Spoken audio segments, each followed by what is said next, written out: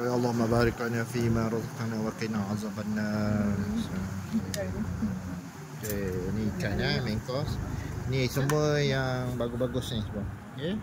Okey. Okey. Assalamualaikum. Sekarang kami tunggu untuk mengkos kita lah, ikan bakar. Sekarang ni kami berada di pantai Bagalalang, restoran ikan bakar Rimba Bayu. Okey, restoran ni direkomend oleh adik ipar saya ni. Harap sedap lah.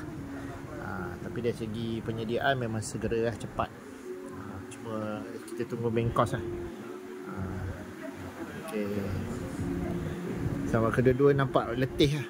Ni ya, kita letih banyak jalan jauh-jauh.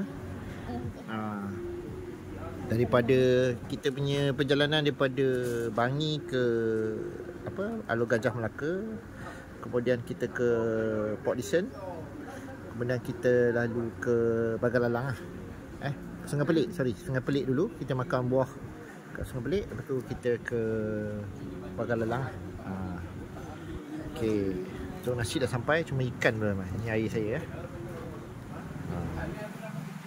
Paling-paling dah belum.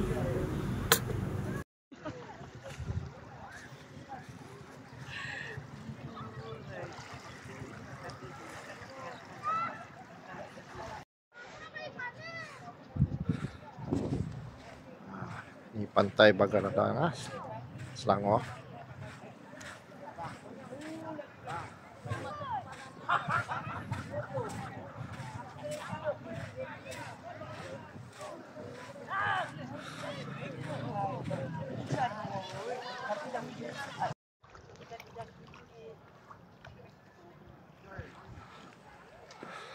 Sekarang ni saya berada di pantai berdekatan Bagalalang. Kita ambil angin sikit lah, tengok pantai Bagalalang ni. Apa yang menarik di Bagalalang ni? Bismillah.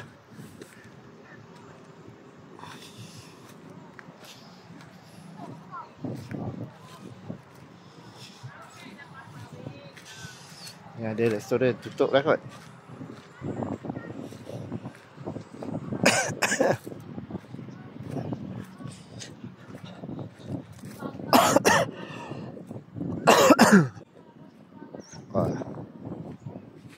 Mesti ada pakau sini. Hanya ada cik-cik yang memancing. Ni macam kuala. Ush, dalam ni. Bismillah.